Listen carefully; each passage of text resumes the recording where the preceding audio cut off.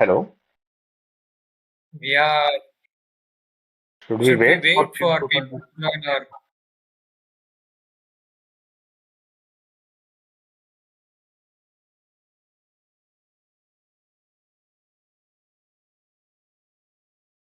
yeah, don't start it. Like we will wait for like till 8:10 or yeah. come?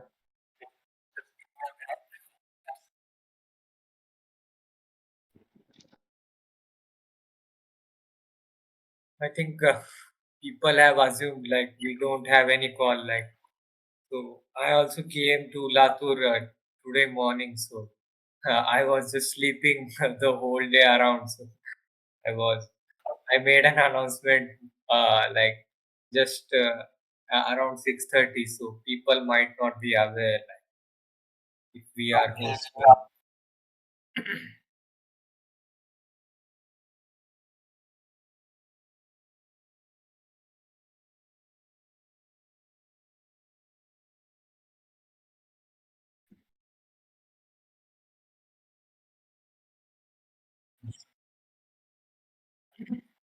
So I had a chat with Saurabh. So he said like you can do anything, but I was like, yeah, we have Dhruvil. Hey Dhruvil. And Yeah, Dhruvi is on. Hey Bala is also Bala. there. Yeah. Hello. I think people are Hi, Bala. still tired. Yeah. I was sleeping the whole day, man.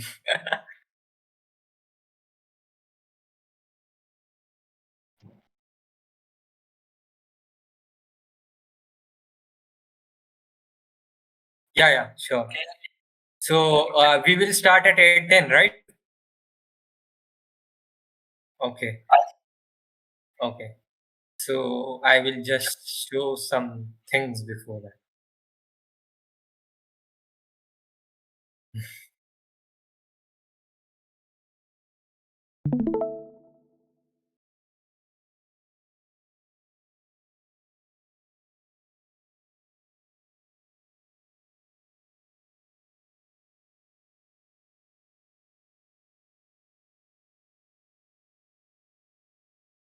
So what's your opinion on this?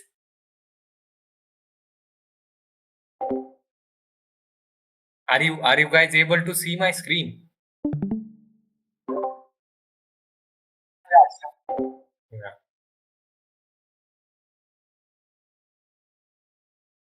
So are you guys able to read it? What's your opinion? Tell me. It's clearly April Fool's. joke. I think like to profitable on this term, since I think you have personally explained me the advantage of buying this micro strategy using the fiat currency because in No, no. future. Look at this strategy to sell Bitcoin holdings and diversify into ETH. So I want your opinion on this. So It's April 1st. Bala got it. Yeah, I was just trying to April Fool you guys before 8:10.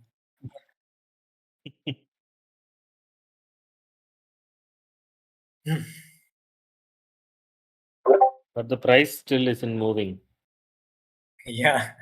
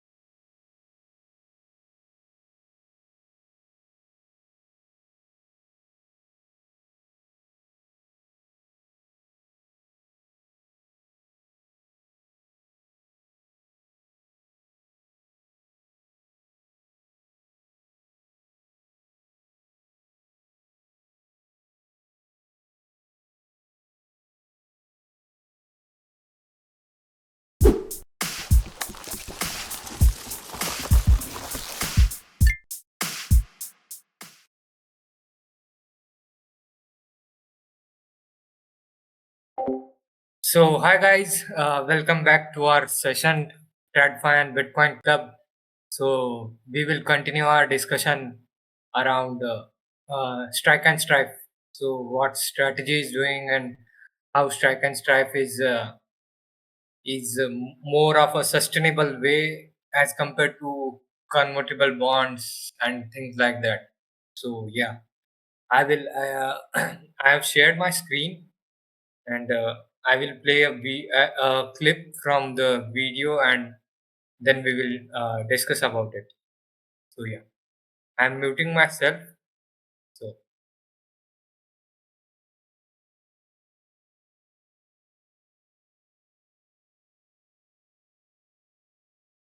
fast forward a lot because there's excitement and they just want to get to market on your business and it can't just be focused all the strategy and making sure you have that laid out so that it's almost automatic. People know how to execute, they know how you're delegating all those risks, you're bringing in the right types of solutions to make sure that behind the scenes everything is secure and safe and auditable for you.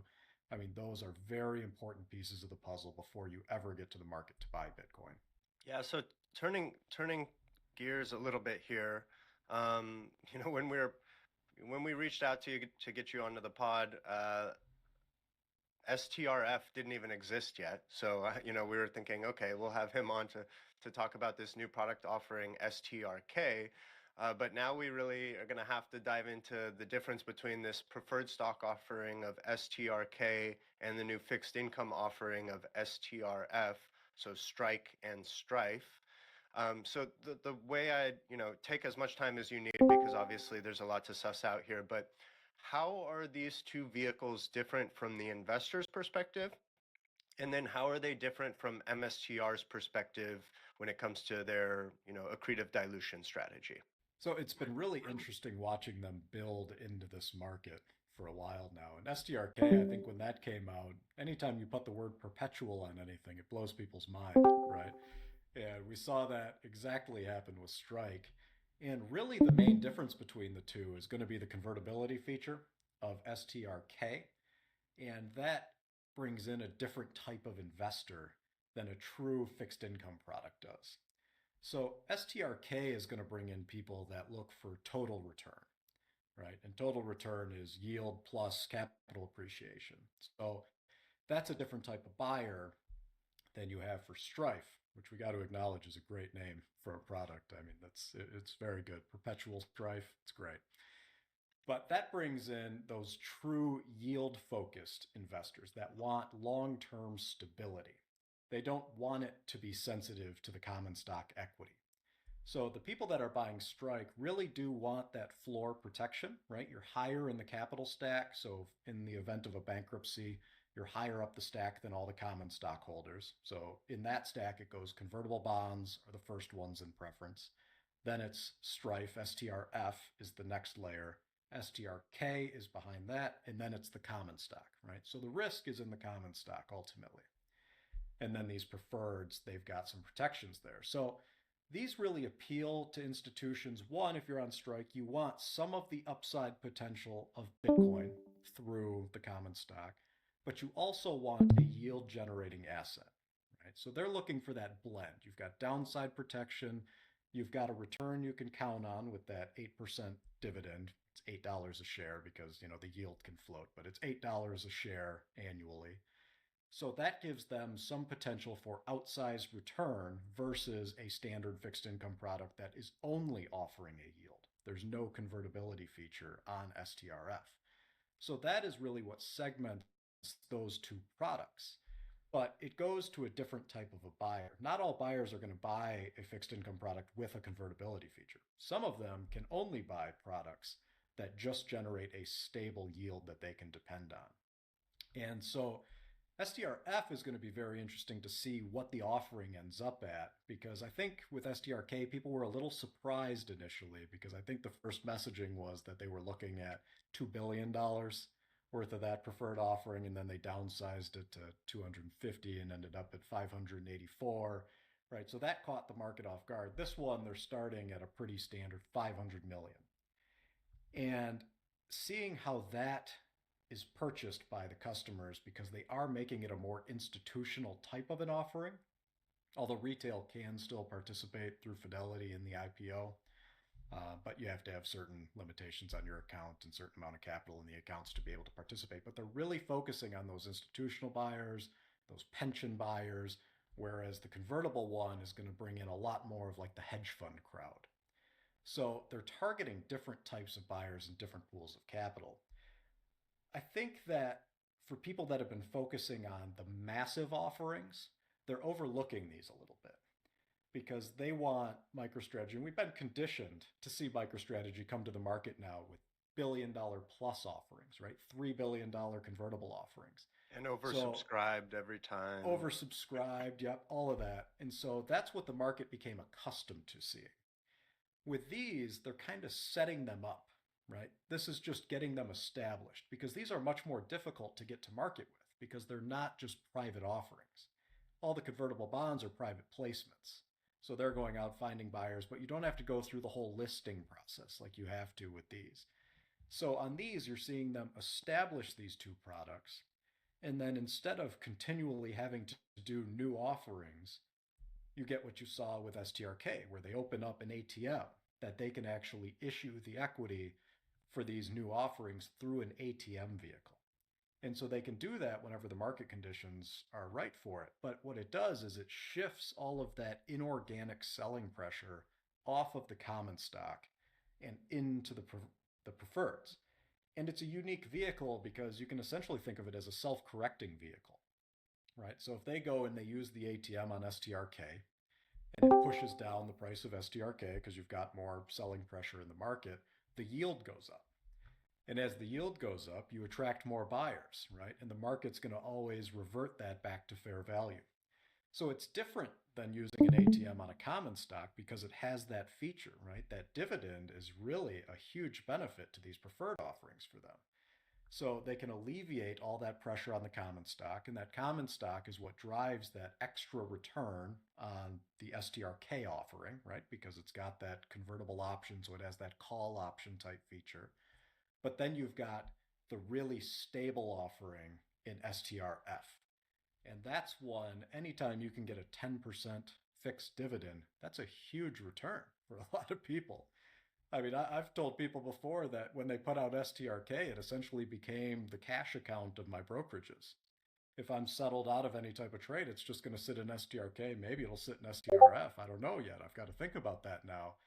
But it became this new type of offering that I have a way to deploy as a retail investor, right? I'm not going to sit in a 0% cash account in a brokerage anymore if I can sit in something that's quite stable and get 8 or 10%.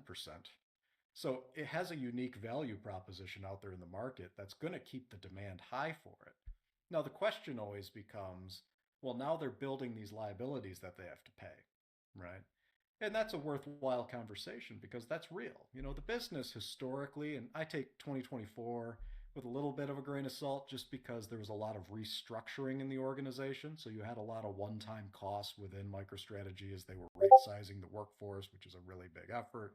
They were doing all the rebranding. There was a lot of one-times in 2024. But if you look back to the year before that, they've traditionally had $60 to $70 million of free cash flow. So you're benchmarking that against what they have to pay out on these perpetual preferred offerings. And people are going to initially look at that and think, well, right now they can float what they've got out there, right? STRK doesn't have a huge liability with it at the moment. Now they add STRF, that's going to be 50 million on its own. So now you're probably over your organic cash flow. How do you pay that? And the answer that is inconvenient, but it's the reality is if they need extra, either it's going to come from another capital raise or the ATM through the common stock. But that's much smaller. So right now for scale, for what they owe, including STRF, we'll see what that ultimately ends up being at, but I think 10% is probably a pretty good pricing. When you look at that liability and you think about ATM usage, what we saw from ATM usage in Q4 was massive. With this, we're essentially talking about them turning on the ATM for 5 minutes, maybe, to fund these liabilities right now. This is the most liquid stock that's out there. And so, while it's a good metric to look at, the equity has really become the product for strategy. And that leverage ratio keeps them overly volatile relative to Bitcoin, which makes it a massive trading advantage.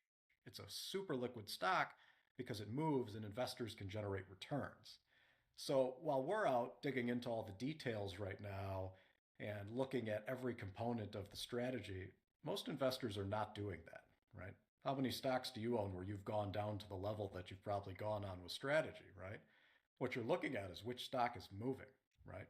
You've got a lot of momentum investors, you've got a lot of volatility investors, and that keeps demand over there. So using the ATM at a much smaller scale is still going to be massively accretive.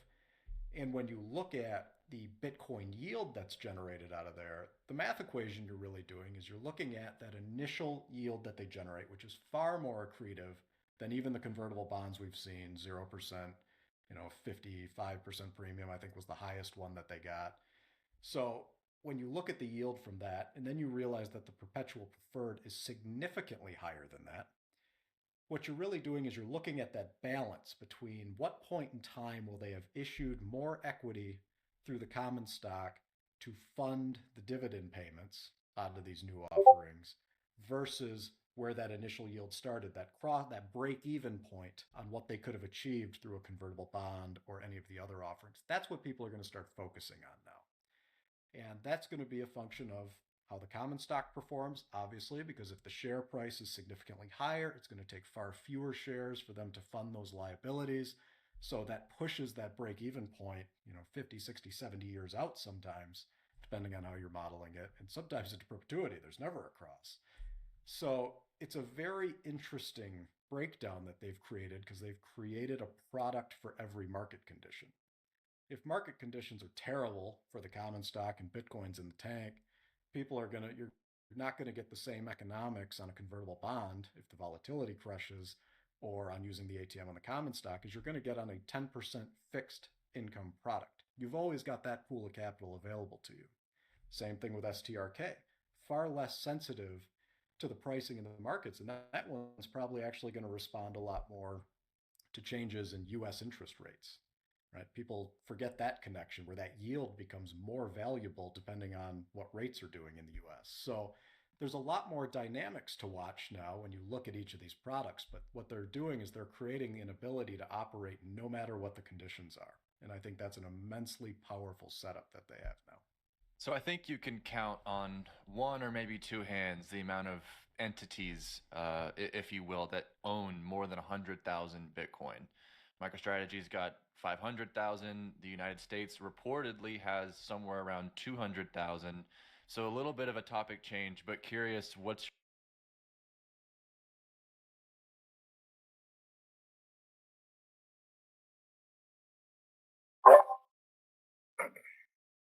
So this was about how strategy is planning to buy Bitcoin in every market condition. Like STRK is completely not completely, but very less correlated with Bitcoin. So strike that will help strategy to even tap in strike ATM in the events where Bitcoin's price is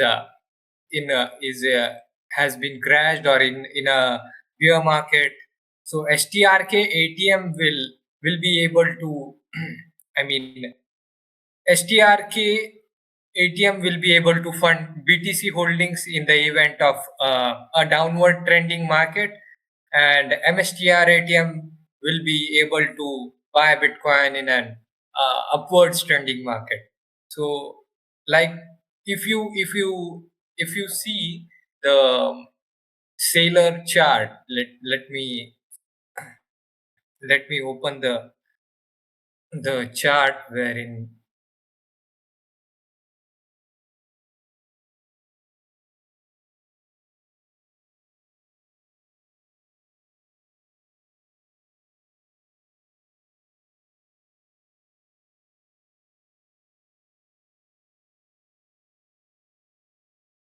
Sailor tracker, I think. Taylor.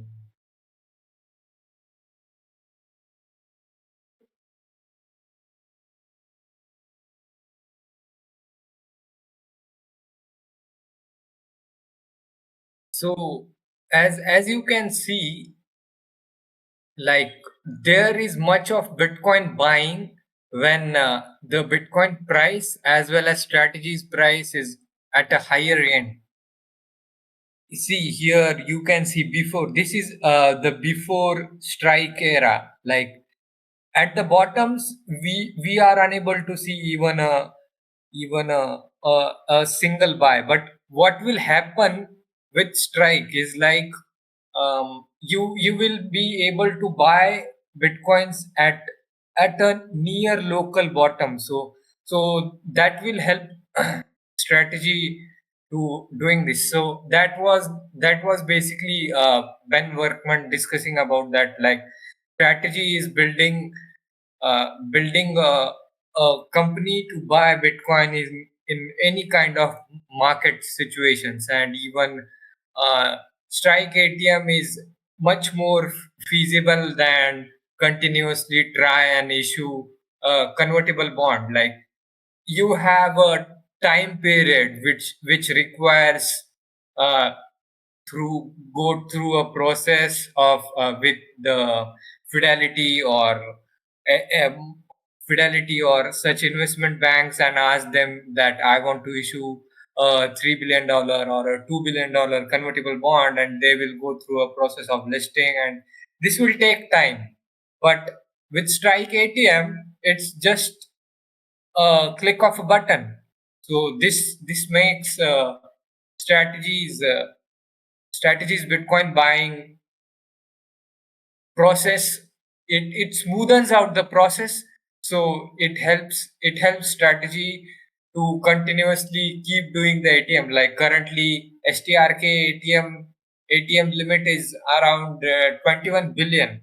So yeah, STRK will continue to raise funds, and as long as the liabilities, the dividends which needs to be given to the STRK or STRF holders, the current current consensus or current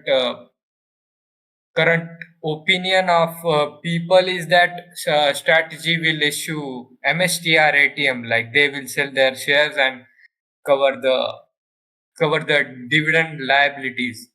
So yeah, like he Ben Workman talked about a point wherein he said MSTR equity is the product for strategy. So that makes a point, and also the amount of money which strategy is able to raise from MSTR ATM, that's a very huge amount when you compare to what dividend liability they will have. Like if you just calculate around 21 billion, if they just do 21 billion, if they have exhausted a 21 billion Strike ATM and they are paying around 10% to it, so 2.1 billion will be their dividend liability in the whole year. But if you see in November, there was a point in time wherein strategy acquired, I think, two times 50,000 bitcoins. Yeah, here. So see, this is November 18th, and strategy has done 51,000 Bitcoin acquisition, 4.6 billion, and I think there's one more of 50,000 announcement. Here I can find it. So yeah, here. So in these two, November 18th and November 25. So here, strategy had bought crazy, like 1 lakh, around more than 1 lakh bitcoins in just a couple of weeks. So 4.6 billion ATM has been hit here, and 5.4 billion ATM has been hit here. So when you compare to how strategy can raise funds, it's a little amount. Like it will be a weak ATM to fund the whole year of dividend liability. So that was the thing which um, Ben Workman was trying to explain. So yeah, this was from my side, and if you guys have any doubt or want to add anything, you are free, and then if you have no doubt, then we will go to our next article which I want to cover.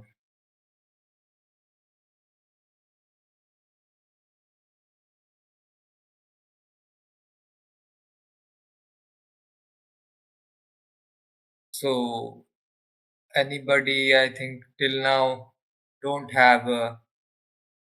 Yeah, Dhruvel, you have unmuted. Go on. Yeah, yeah. So just a basic doubt. So what you are saying is, with the use of ATM, they can't, whatever the liability they have, they are going to have for the dividends, they can't match that, right? Or like with the They ATM, they are are able to match that. They okay. are able to. Like dividend liability will be around 2.1 billion. Mm.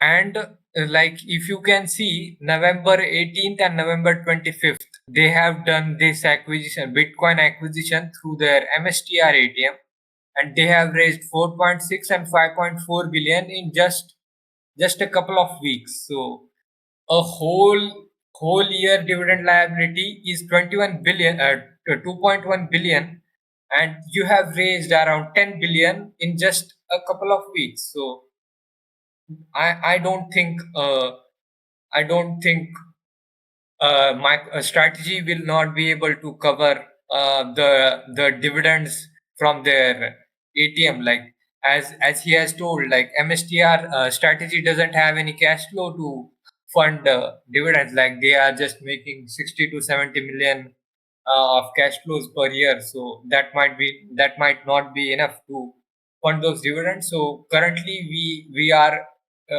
there's only a single way to fund the dividend liabilities is through MSTR ATM, and even they can do STRK ATM in case of bear market. So let's say Bitcoin is in a bear market in 2026, and Bitcoin price is down, and MSTR's NAV multiple came down to 1 or below 1. So at that point in time, if they do MSTR ATM, it will be dilutive to shareholders, as like what the strategy is, it should be accretive, right? But in case of bear market, it will be dilutive. At that point in time, they can just do STRK ATM. So STRK ATM will not be dilutive to common equity guys like MSTR. So yeah, that that's the point. Amol, Bala, like, do you want to add something or?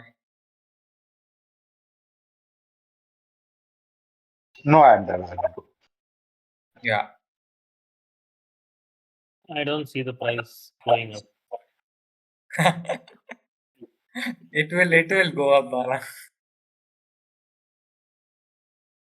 So okay, then we will continue to the article which I have posted.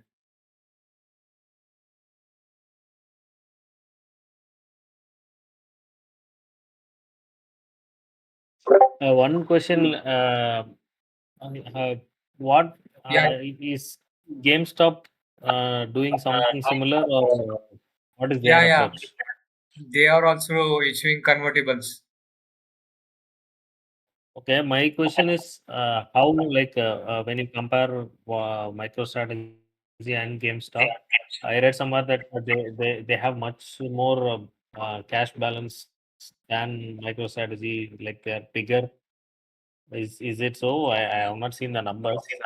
No, the cash balance is not bigger, but they have a significant amount of cash balance which they can convert into Bitcoin and then start doing. I think they have converted some amount of cash balance into Bitcoin. Uh, as far as I know. And like they have also proposed to start issuing convertible debt to acquire Bitcoin and generate Bitcoin yield. But Are they I'm not also sure. planning to do some ATMs? What are they also going to do? Some ATMs? Some ATMs, yeah, they can, because I think their multiple to Bitcoin NAV is around. Let's see. Bitcoin treasuries. It's around 2.7 if I'm not wrong. So they can do. Okay.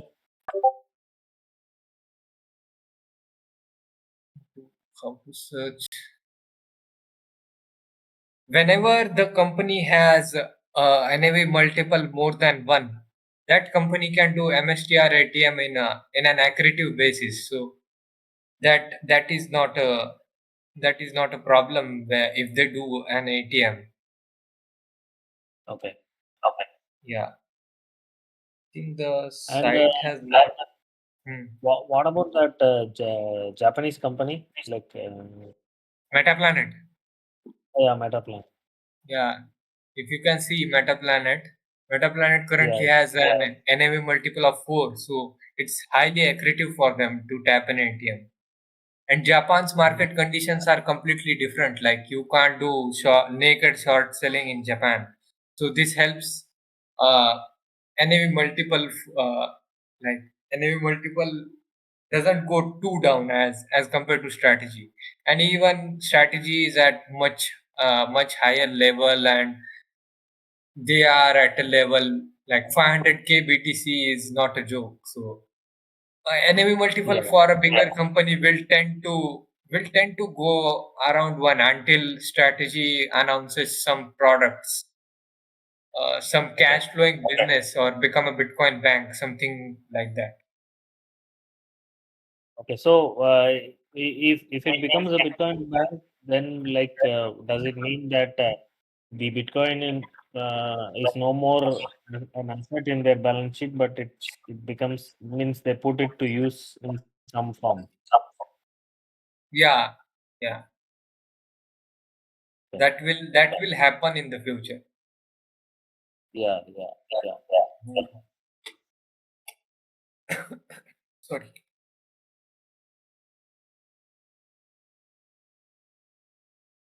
So should we continue with the article? Yeah. Yeah.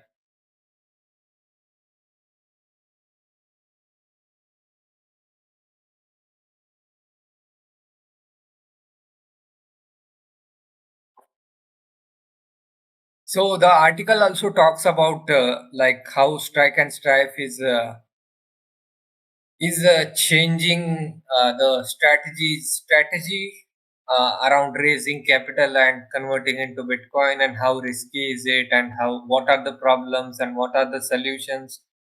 So it will discuss similar to what we have seen in the video, but yeah, here we can get a much deeper understanding of it. So yeah.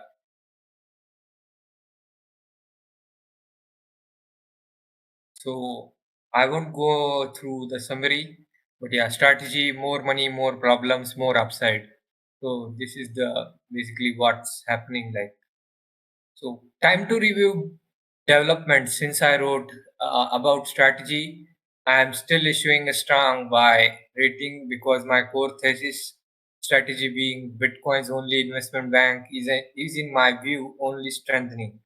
I estimate that such an entity would be worth multiple trillions of dollars in market cap, meaning that today's 80 billion market cap has 20x in store over the next decade. Here are the updates since early January 2025. Strategy has opened 21 billion ATM for STRK, the perpetual preferred stock that is convertible to one tenth of MSTR common, with an 8% dividend on $100 liquidation preference. and STRF is a perpetual preferred stock with no convertibility option, and paying a high dividend percentage of around 10% on $100 liquidation preference. Strategy has also issued a $2 billion zero coupon convertible bond due in 2030, and strategy tapped STRK ATM to acquire 130 BTC between 9 to 15 March. So yeah, STRK ATM is just getting started, what I think, and they will see, like, when the volumes go up on STRK ATM, they will try to acquire more, and STRK ATM will be more accretive to MSTR shareholders because there is no new share issuance. So yeah, each of these developments strengthen my core thesis that strategy has effectively become Bitcoin's investment bank by channeling Bitcoin through its capital structure to create de facto Bitcoin backed securities, which give investors exposure to BTC in a less volatile and more palatable form. So this says what Workman was saying, like generating a 10% yield on a on a cash. Like, we all have some amount of cash in our portfolio at a point in time. So what we can just do, just put that cash in STRK or STRF. Like, currently, as a retail investor, we can invest in STRK. STRF is not live for retail as far as I know. Currently, it might go live. So yeah, this makes a point for STRK. Like, why it's less volatile and more palatable form. Like, whatever cash we have in our portfolio, which we can just park it into STRK and get a 10% return on that. So this is the role of an investment bank, to sit in middle of capital markets, underwriting various securities for its clients. In Strategy's case, the client is Bitcoin network, since almost every dollar raised by Strategy goes directly into buying more Bitcoin, and the issued securities only have value to the extent that BTC continues to generate excess return and volatility. Many people see this as a very dangerous leveraged bet on Bitcoin, which will end horribly. While this view makes sense, and there is in fact a scenario for this thing to happen, people are often mistaken in thinking that strategy can somehow get margin called if BTC falls in value. A margin call cannot happen because all of its debt are unsecured, non-callable, and multi-year durations. So the only way strategy can be liquidated is if BTC goes through an unprecedented multi-year bear market over 3 years or more, which kills all BTC related investment appetite from the capital markets. This could put strategy in a position where they must sell BTC at bear market prices to pay back the debt or and service dividends on liquidation preference on preferred stock. If this ever happens, then MSTR shareholders will be left with close to zero equity value. As long as you remember that this is a possible scenario, you can accurately assess your risk tolerance towards MSTR as an investment. With that out of the way, I will now discuss the impact of the developments listed above. There are two big bullish factors and one emerging risk I see: more capital. So this shows, like, we have covered this thing in our previous session, wherein how STRK will target this 300 trillion bond market. So what's Michael Saylor goal is to have 1% of this 300 trillion bond market and go that into Bitcoin. So this is Saylor's goal. So the preferred stock which they are issuing, this is more of tapping more into bond market. So yeah, preferred stock is the gateway to a lot more capital. Below is a breakdown of global asset classes by total value. Preferred stock has a bond-like instruments sit in 300 trillion square that says bonds. STRK and STRF serve much a larger category of investors and investment capital than MSTR common. Within this 300 trillion square, some want fixed income with possible upside, which is serviced by STRK since this is convertible preferred stock. Others want fixed income without such upside, which can be serviced by STRF, a strict income stream and nothing else. Like this differentiates how STRK has a convertibility option of 1/10 to MSTR common and STRF has do not have any convertible option. So it's pure like bond play and no conversion feature. So these two products, STRK and STRF, will appeal to different kind of investors and help strategy to gain more and more, to raise more and more capital uh, to buy more Bitcoin. Other investors in 300 trillion bonds square are interested in volatility arbitrage, which is serviced by convertible bonds. So yeah, convertible bonds, as we have seen in our previous sessions, convertible bonds will continue um, doing the hedge fund managers who buy convertible bonds. They will doing their things and doing their stuffs, which we have discussed about the dynamic delta hedging and how do they can they can generate a return from implied volatility and realized volatility. So yeah, the main point is that strategy unveils more offerings with different covenant structures. It will gradually grow its TAM to the whole 300 trillion bond market. To put this into perspective, a mere 1% of this market is roughly twice the current market capitalization of Bitcoin. So this is huge. Like even if 100 billion of 100 billion of Bitcoin buying is there from strategy, the price of Bitcoin can go crazy because the market capitalization works on a BOFA multiple. Like it's not like if 100 trillion MicroStrategy is buying 100 trillion or 100 billion of Bitcoin, the market cap will just grow by 100 billion. There's a kind of a multiple known as BOFA. So the higher the multiple into whatever the amount the current buying is going on, the more Bitcoin's price rises. Like if you go around in November, Sailor bought $10 billion of Bitcoin, and Bitcoin's price rose from around 70,000 to 100,000. So yeah, the $10 billion also is able to move Bitcoin's price in the current market. And of course, if $3 trillion did enter BTC, it would add a lot more than 3 trillion to the BTC market cap, since price is determined at the margin. More optionality for MSTR implied volatility generation. This next point is very underappreciated even amongst MSTR and BTC bulls. One of the persistent headwinds MSTR valuation is so-called NAV premium.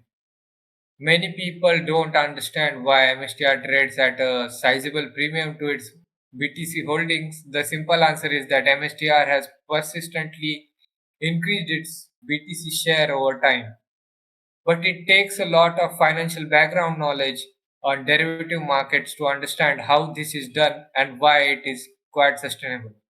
I have covered this topic in previous articles like MicroStrategy, recent numbers, and basic math show the tremendous value in the company. MicroStrategy could be a multi-trillion-dollar company. The bottom line is that MSTR monetizes the volatility of its own equity and then sweeps its proceeds into BTC. Unlike BTC, which does not benefit from its own volatility. So this is a difference. Like BTC has a volatility, but BTC doesn't does not benefit from its own volatility. Which in case of MSTR, MSTR benefits from BTC volatility and its own volatility, through which it can issue the convertible bonds and STRK and STRF, stuff like that. MSTR also dynamically boosts its own volatility over the BTC's volatility by borrowing money to buy Bitcoin, thereby gaining leveraged exposure to Bitcoin. This volatility can be sold in the form of embedded options like STRK and convertible bonds. The proceeds of this volatility sales are then swept into BTC increase BTC per MSTR share. Strategy calls this generating a Bitcoin yield. In short, MSTR is an operation that creates packages and exports BTC volatility to the capital markets and then generates a Bitcoin yield for shareholders. Using the proceeds from the sales, buyers of volatility used it to generate profits via dynamic delta hedging. This is also called gamma scalping or volatility arbitrage. If volatility is the product, MSTR's implied volatility is really an index of its Bitcoin yield potential. What is MSTR's IV? Composed of two things: Bitcoin's volatility and the volatility of NAV premium. So, if the NAV premium multiple is 1 time, like 1x, zero volatility, then MSTR would simply move with Bitcoin. This would cause IV to shrink from the current 100 IV to Bitcoin's current IV around 60. This would be significant decrease to Bitcoin's yield potential. So what he is trying to say, the more volatility, the more the Bitcoin yield which strategy can generate. The problem right now is that MSTR has not fully convinced the market that it should be traded meaningfully higher than 1 times NAV. After the rally in November 2024, the multiple of NAV has collapsed from 3 times to just 1.5 times, and currently it's hovering around 2 times, I guess. The introduction of Strike ATM program gives strategy the option to do ad hoc buybacks on MSTR, which will have the effect of defending a floor NAV multiple, effectively injecting volatility into the NAV premium multiple and creating more volatility for the common stock. So, if you guys remember, in our last session we had Fong Lee. We have listened to Fong Lee, the CEO of Strategy. So he said, yeah, we have an option to do to do MSTR share buybacks. So this is not a thing which is not on the table and which they can't do. So they have an option wherein they can just issue a strike ATM and buy MSTR share, which will push the NAV multiple higher. So yeah. While it's unlikely that strategy will take this course of action in the near term, it is nevertheless in the toolbox as a way to fix future IV lulls. If the market knows that the preferred stock ATM may be used at any time to boost NAV premium, then one times NAV argument significantly weakens. The uncertainty of how and when strategy might do buybacks will also add more neutral volatility to MSTR. Also, if STRK ATM is used to push NAV premium above a floor multiple, MSTR can be used to push the NAV premium below a ceiling multiple. This allows strategy to inject volatility into MSTR common while realizing a guaranteed spread from selling MSTR for a high while buying it for low. Note that high-low prices will technically in terms of BTC, because we are talking about multiples of strategies Bitcoin NAV. I think STRK ATM as a very convenient line of credit which company can tap for its own purposes. So yeah, what in this paragraph what he's trying to tell is like strategies internal team might have a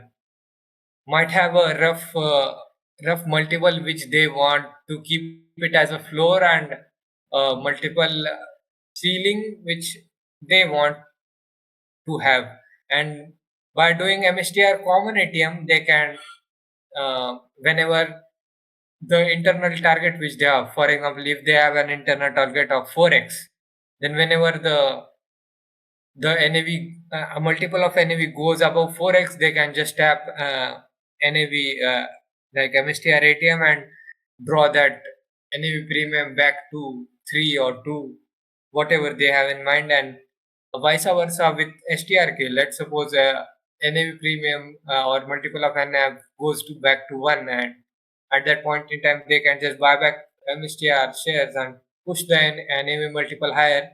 And what this will do, this will increase the volatility much more. Like volatility is just going up and down, up and down. So doing this will increase MSTR volatility and help them to raise more capital.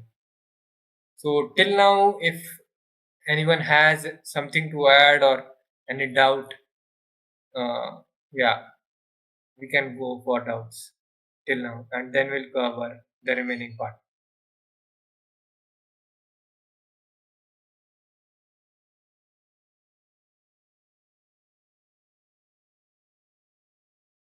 Okay, You then. can continue. I'm done. Yeah. Yeah. Yeah.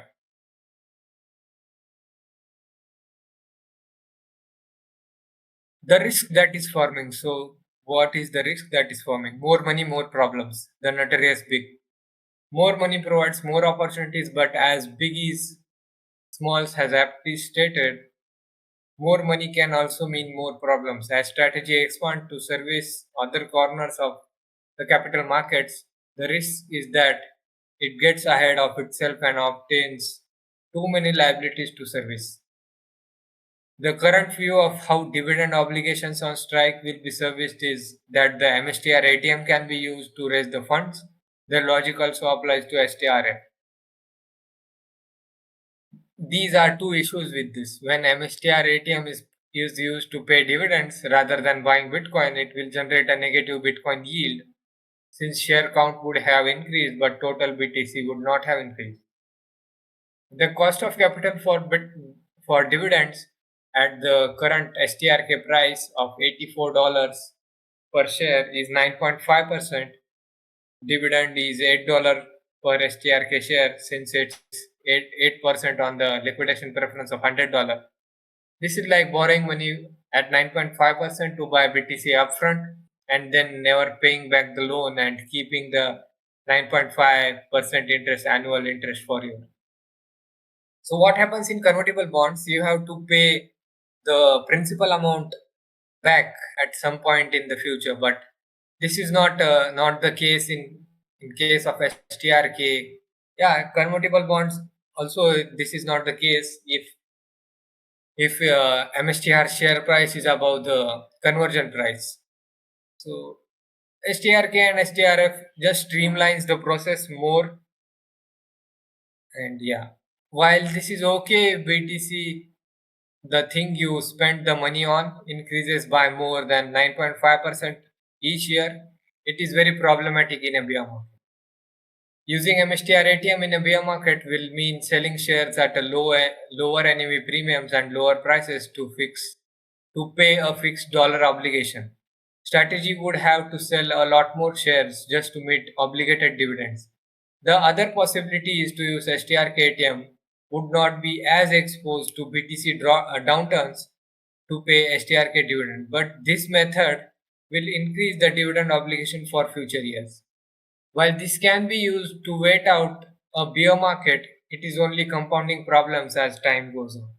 So here, one more thing which I would like to add on, like STRK ATM is great to fund dividend obligation in the bear market, and one more thing which they can do is like they have an option to not pay a dividend because it's a dividend and not a coupon. In STRF's filings, there is it's clearly stated that MSTR strategy is not liable to pay dividends till 8 quarters. Dividends just gets keeping accumulated till the point wherein they have to pay dividend. So this is how preferred dividend is flexible more than convertible bond. Like if there's a prolonged bear market, MSTR has an option to not pay dividend until 8 quarters. Just a catch there is there is a 1% compounding, 1% punishment kind of a thing which they will have to pay as an extra till 18%. Like currently, it's around currently the dividend for STRF is 10%. So what will happen? 1% every quarter will just keep getting added if they don't pay dividends on time, and it will go up to 18%. So this is the downside, or this is the feature which they have in their filings.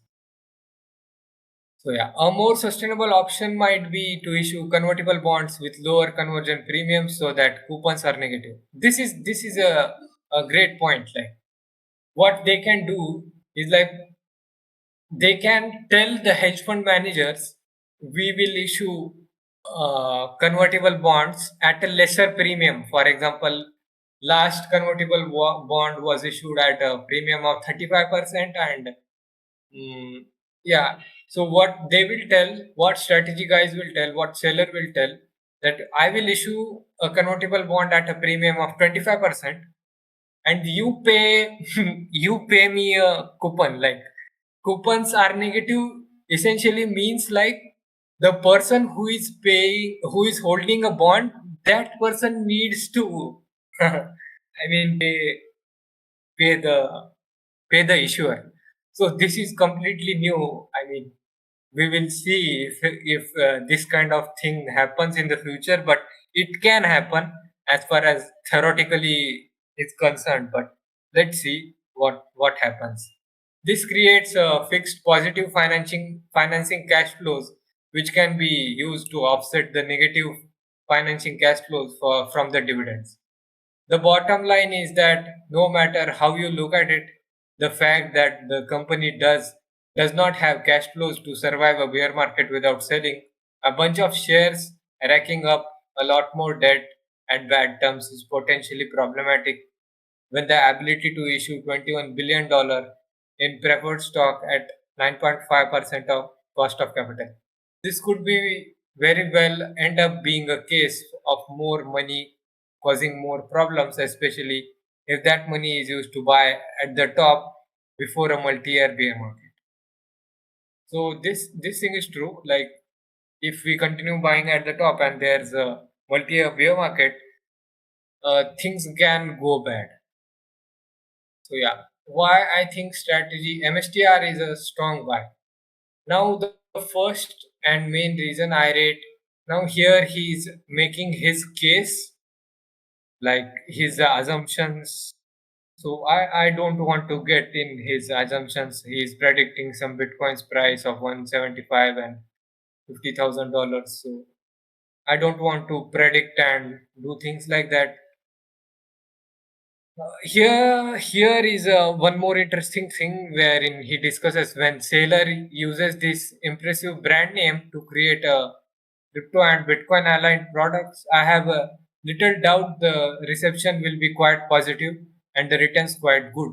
Strategy is basically sitting on a gigantic reservoir of intangible assets, reputation, brand, credibility, attention, followership, which it has not yet monetized because it has been so focused on Bitcoin, acquiring Bitcoin and issuing various tranches of securities.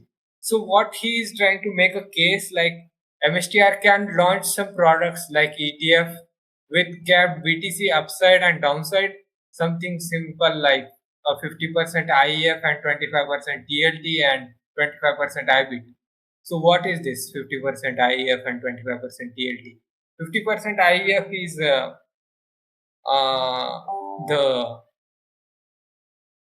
it's basically an ETF to invest in US treasuries, I think short term treasuries, and 25% TLT is long term treasuries, and 25% IBIT can do the trick. So basically, a mix of this will cap the upside and downside, and this kind of product might have a demand.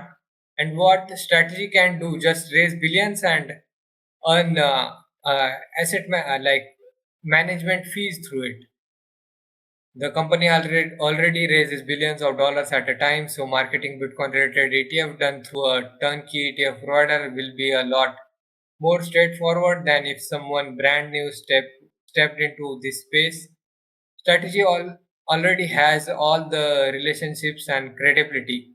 Seller has 4.2 million followers on Twitter, many of whom likely invest in ETF if he was behind it. Running such an ETF would be a fee business, meaning MSTR shareholders would not be exposed to the price risk of BTC in this specific business unit. Strategy would get cash flows from the AUM, asset under management, and there is a point where the AUM is big enough to pay off dividends. This is just one example. The point is that strategy has yet to monetize its brand or its massive unencumbered BTC holdings. Once it does, the dividends becomes much a smaller problem. Conclusion: I continue to buy more MSTR and Bitcoin. I think the future is bright, even though the risks may be marginally higher than they were before. It all depends on whether BTC will have an unprecedented bear market and on whether strategy can develop cash flows. The execution of capital raising plans has gone extremely well and it is evolving into Bitcoin investment bank, which I predicted months ago. So yeah, that's it. Jatin, you can stop recording and the floor is open for